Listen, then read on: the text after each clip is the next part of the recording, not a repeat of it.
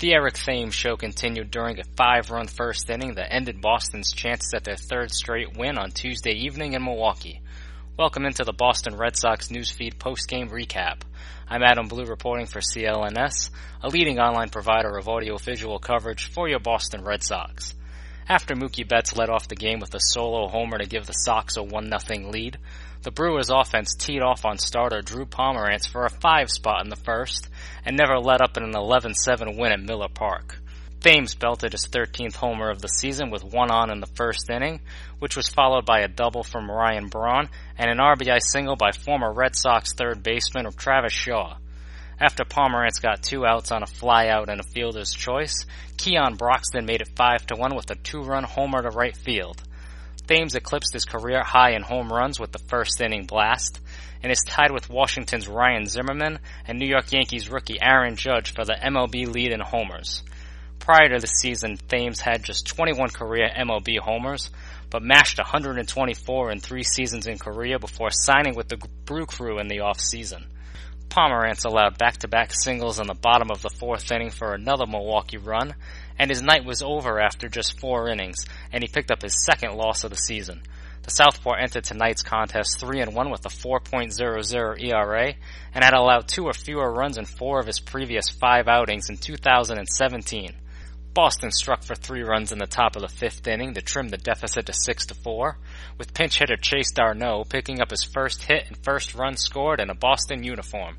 d'Arnaud reached on an infield single with 1 out and scored on a double to left field by Betts, as the speedy utility infielder ran right through the stop sign from third base coach Brian Butterfield and barely beat the throw home. Dustin Pedroia followed with his own double to plate Betts. Then with 2 down, cleanup hitter Andrew Benintendi also doubled to score Petey with the 4th Sox run of the night. Milwaukee added some insurance runs in the 6th inning off of Heath Hembree, with the power pitcher's ERA ballooning from 1.13 to 2.81 by allowing 3 runs in just a third of an inning of work.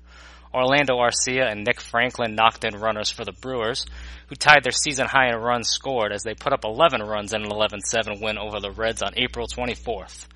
Benintendi singled to score Xander Bogaerts, who extended his hitting streak to 12 games, in the 7th to make it 9-5, but Ben Taylor continued Boston's awful pitching night by allowing a 2-run triple from Broxton to give the Brewers a 6-run lead. The Sox offense continued to fight back, as Betts picked up his 4th hit of the game to drive in Josh Rutledge and Devin Marrero in the 8th inning.